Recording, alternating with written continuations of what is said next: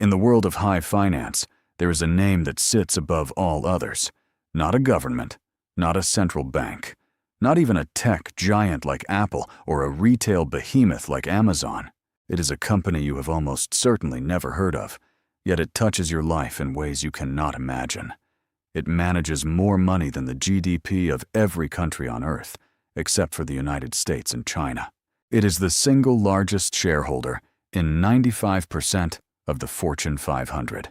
When the global financial system was on the brink of collapse in 2008, the United States government did not call a bank. They called this company. When COVID-19 froze the markets in 2020, the Federal Reserve turned to them to steady the ship. This is a story about power. Raw, unadulterated, trillion-dollar power. This is the story of BlackRock. To understand BlackRock, we have to go back to 1986. We have to go to a young, ambitious, and incredibly hungry bond trader named Lawrence Douglas Fink. Larry was working at a firm called First Boston, and he was at the absolute bleeding edge of finance. He was part of a team pioneering a new, complex, and incredibly lucrative financial instrument: mortgage-backed securities. Essentially, he was taking thousands of home mortgages, bundling them together, and selling them to investors as a single, shiny product. It was innovative. It was risky. And Larry Fink was very, very good at it. He was making his firm millions, and he was on the fast track to becoming a Wall Street legend. But there is a thin line between legend and cautionary tale. In 1986, Larry was so confident in his models and his instincts that he made a massive bet on the bond market. He bet that interest rates were going to do one thing, but they did the opposite. It was a catastrophic miscalculation. In a matter of weeks, Larry Fink single-handedly lost his firm $100 million. In 1986, that was an astronomical sum. It was the kind of loss that ends careers, that destroys reputations, that gets your name whispered in hallways as a warning to others. Larry was devastated. He was humiliated. He later described the experience as feeling like he was in a freefall, watching his entire future crumble around him. He was fired in all but name. But here is the thing about Larry Fink. He didn't just see a failure, he saw a flaw in the system. He realized that the models he and everyone else were using to manage risk were broken. They couldn't see the hidden connections, the invisible threads that could cause a portfolio to unravel. He believed that if he could build a better machine, a smarter way to understand risk, he could not only prevent future disasters, but also dominate the financial world. Out of the ashes of that $100 million loss, a new idea was born. It wasn't about being the biggest or the boldest. It was about being the smartest. It was about control. In 1988, with the backing of the private equity giant Blackstone, Larry Fink founded a new company. They called it BlackRock. It started with a simple mission: manage money better than anyone else, using superior technology and a maniacal focus on risk management. In the beginning, it was small. It was a fixed-income boutique, meaning they mostly dealt in bonds.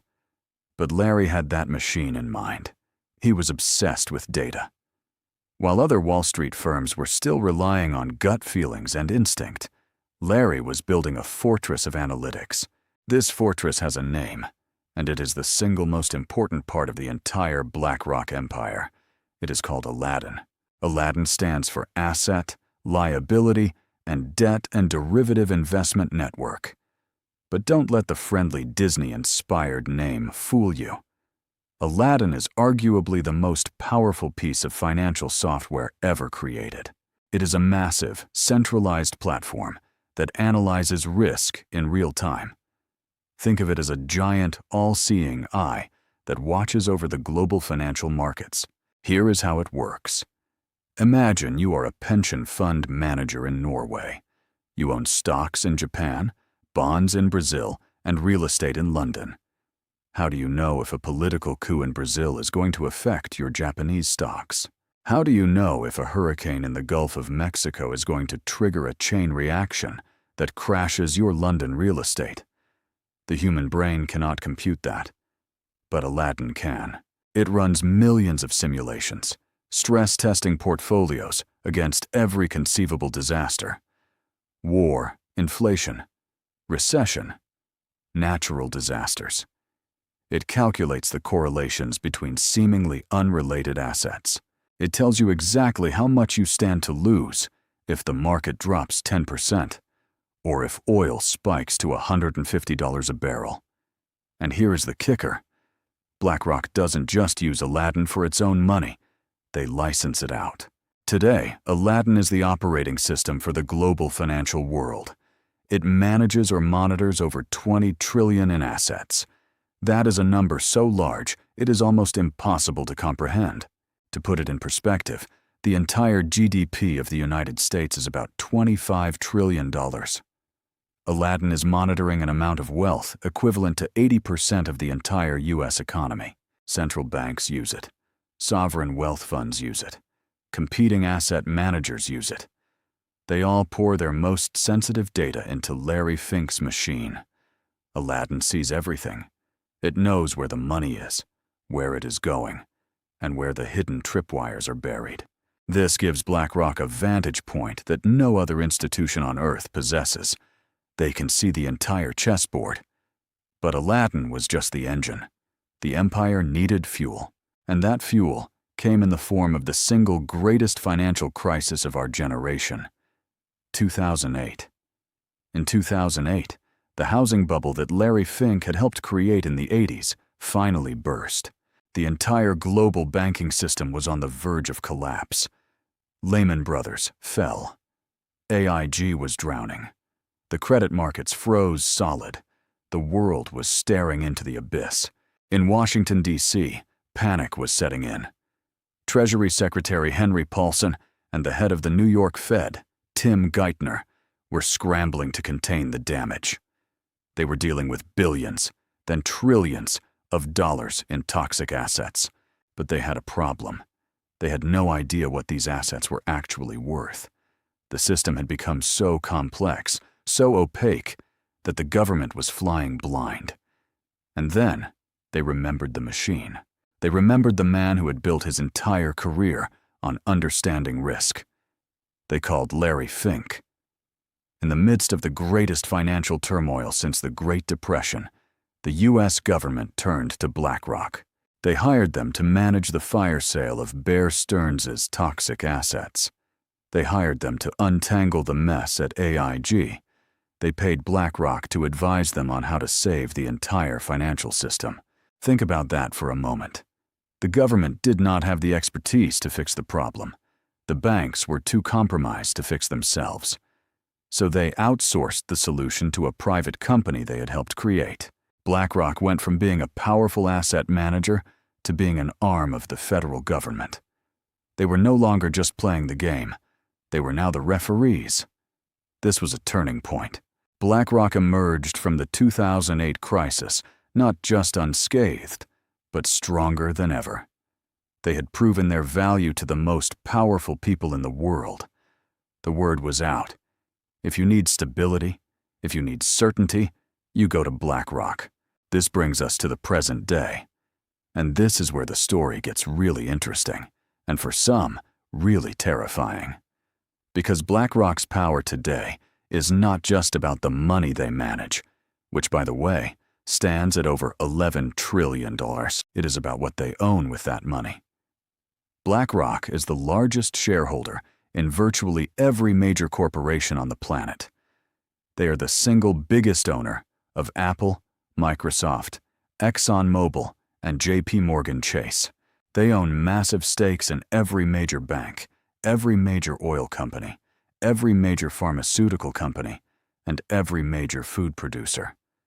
They own the companies that build your car, the companies that make your medicine, the companies that grow your food, and the companies that own the media you consume. And this is where the concept of index funds becomes critical. Most of BlackRock's money is not actively managed by star stock pickers. It is in index funds and ETFs. When you invest in a 401k or a pension fund, You are likely buying a fund that simply tracks the S&P 500. You are buying a tiny piece of 500 companies. BlackRock is the largest provider of these funds. So, when millions of people invest for retirement, their money flows to BlackRock. And BlackRock, in turn, has to buy shares of those 500 companies. They are not choosing to buy Exxon because they love oil. They are buying it because the index says they have to. Over the past decade, trillions of dollars have poured into these passive funds. As a result, the big three asset managers, BlackRock, Vanguard, and State Street, have become the dominant shareholders of corporate America. But here is the crucial point. Because they are the largest shareholder, they have the largest voting power. When a company has its annual shareholder meeting, it is BlackRock's vote that often matters most. This gives them immense power to influence corporate behavior. They can vote on executive compensation. They can vote on board members. They can vote on whether a company should merge with another. They have the power to shape the direction of the global economy. And this brings us to the most controversial chapter in the BlackRock story: the rise of ESG and the backlash against woke capitalism. In recent years, Larry Fink has become famous for his annual letters to CEOs. These letters are read and dissected by the entire business world. In them, he has increasingly argued that corporations must do more than just make money. They must have a social purpose. They must be good stewards of the environment. They must address climate change. He coined the term stakeholder capitalism, the idea that a company is responsible not just to its shareholders, but to its employees, its customers, and the planet. This was a seismic shift. The most powerful investor in the world was telling CEOs that climate risk is investment risk. He used BlackRock's voting power to push companies to disclose their carbon emissions. He put pressure on boards to be more diverse. He supported shareholder proposals aimed at social and environmental goals. To many, this was a welcome change. They saw it as responsible capitalism, using the levers of power to address the existential threat of climate change and social inequality. They saw Larry Fink as a visionary leader. But to others, this was an abuse of power. A vocal and powerful opposition began to form. Politicians, particularly in the United States, accused BlackRock of wielding its immense power to push a political agenda that was not voted on by the people. They called it woke capitalism. They accused BlackRock of colluding to boycott the fossil fuel industry, artificially driving up energy prices. This backlash put BlackRock in an impossible position. On one side, they had progressive activists demanding they use their power to force companies to decarbonize faster. On the other side, they had conservative politicians threatening to label them an illegal monopoly and break them up. And stuck in the middle were the actual beneficiaries of all that money: the teachers, the firefighters, the retirees, whose pensions were invested in these funds. They didn't sign up for a political revolution. They just wanted a secure retirement. The criticism reached a fever pitch during the COVID-19 pandemic. When the markets crashed in March 2020, the Federal Reserve once again turned to BlackRock. They hired them to manage the purchase of corporate bonds to stabilize the market. To critics, this was the final proof. BlackRock wasn't just too big to fail. They were too powerful to question. They had become an unofficial fourth branch of government, a public-private partnership with access to the very levers of monetary policy. So, what does this all mean? Is BlackRock a force for good, using its scale to push for a more sustainable future? Or is it a shadowy cartel, a concentration of economic power that threatens democracy itself? The truth, as always, is complicated. Larry Fink would argue that he is simply responding to the demands of his clients. Pension funds and sovereign wealth funds are increasingly worried about climate risk. They want their money invested in companies that will survive in a low-carbon world. He is just giving the market what it wants. He would also argue that passive investing is the most democratic form of investing ever created. His critics, however, are not convinced. They point to the inherent conflict of interest. BlackRock owns massive stakes in competing companies. They are the largest shareholder in both Chevron and Exxon. They own Coca-Cola and Pepsi. How can they possibly act in the best interest of all these companies at the same time? Doesn't this create a natural incentive for soft competition, where companies in the same industry, owned by the same giant shareholder, are less likely to compete aggressively on price? This is a question that antitrust regulators are only beginning to grapple with. And then there is the sheer, terrifying scale of the data. Aladdin knows everything. It knows that a pension fund in California is overexposed to tech stocks.